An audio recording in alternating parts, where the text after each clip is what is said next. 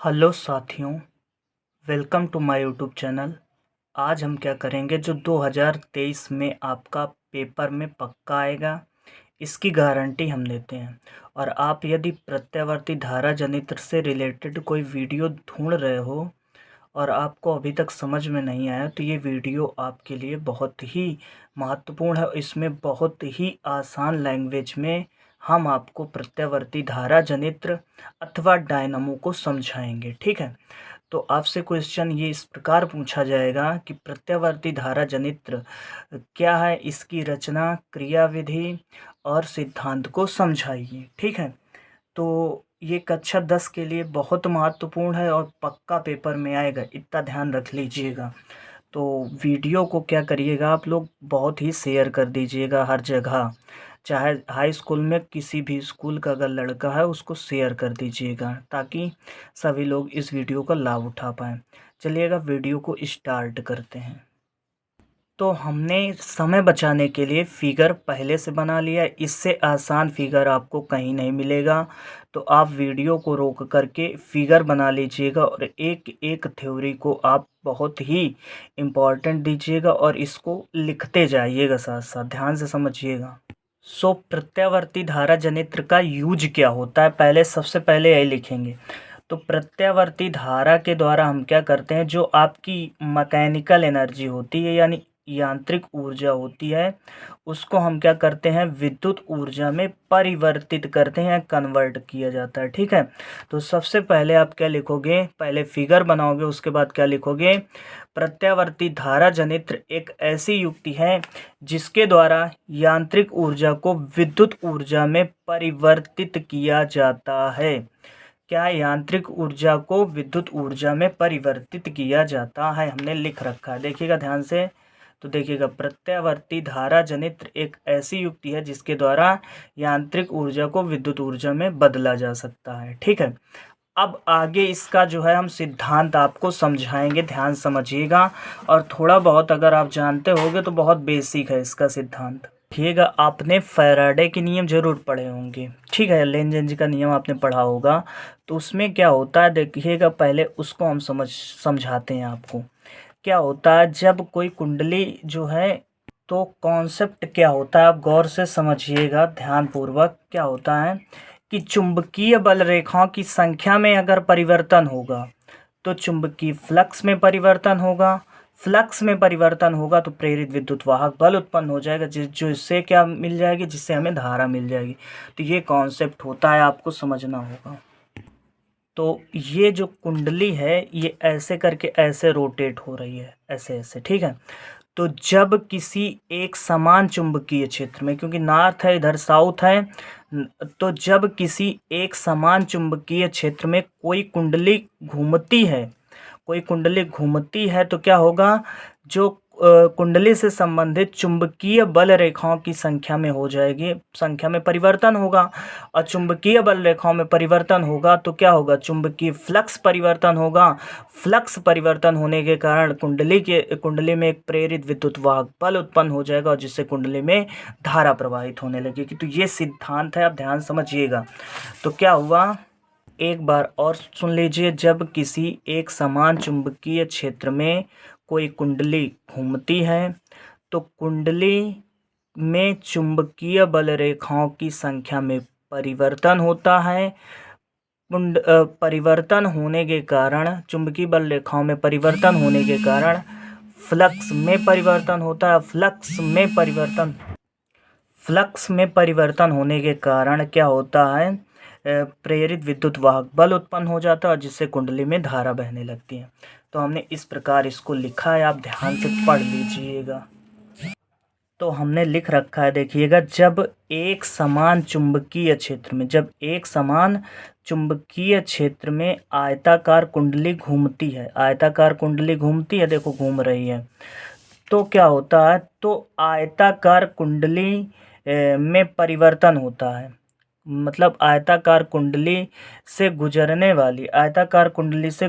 वाली चुंबकीय बल रेखाओं की संख्या में क्या होता है? परिवर्तन होता है। जब कुंडली घूमेगी तो चुंबकीय बल रेखाओं की संख्या में परिवर्तन होगा, जिसके कारण कुंडली के फ्लक्स में परिवर्तन होता है, और जिसके कारण क्या होता है? कुंडली के सिरों में एक विद्युत वाहक बल उत्पन्न प्रेरित हो जाता है और इसी कारण कुंडली में धारा बहने लगती है। ये आपका सिद्धांत है, थोड़ा जूम करे दे रहे हैं, आप पढ़ लीजिए।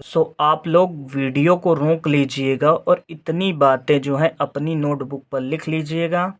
चलिएगा आगे आपको समझाते हैं इसकी रचना क्या है। रचना के बाद कार्यविधि होगी, उसके बाद वीडियो खत्म हो जाएगी। अब इसकी रचना पर आ जाते हैं। रचना क्या होती है? तो इसमें क्या होता है, आप लिखिएगा, देखिएगा। इसमें दो अवतलाकार घोड़ानाल चुंबक लगे होते हैं।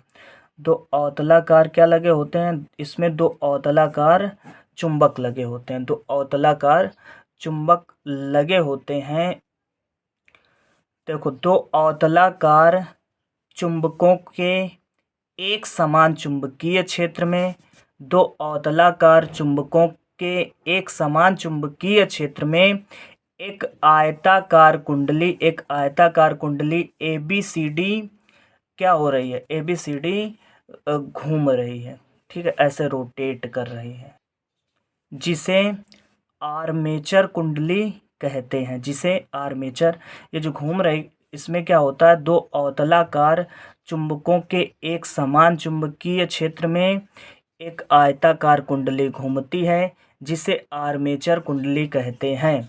अब इस कुंडली में दो सर्पी वलय लगे होते हैं जो कुंडली के साथ साथ घूमते हैं। कुंडली घूमेगी तो ये सर्पी वलय भी घूमते हैं, और इसमें दो कार्बन ब्रश X और Y होते हैं जो कुंडली के साथ नहीं घूमते हैं। ठीक है, तो उम्मीद है इसको हम लिख रखे हैं, आप ध्यान से समझ लीजिए क्या लिखा है। देखिएगा, आप लिख लीजिए वीडियो को रोक के।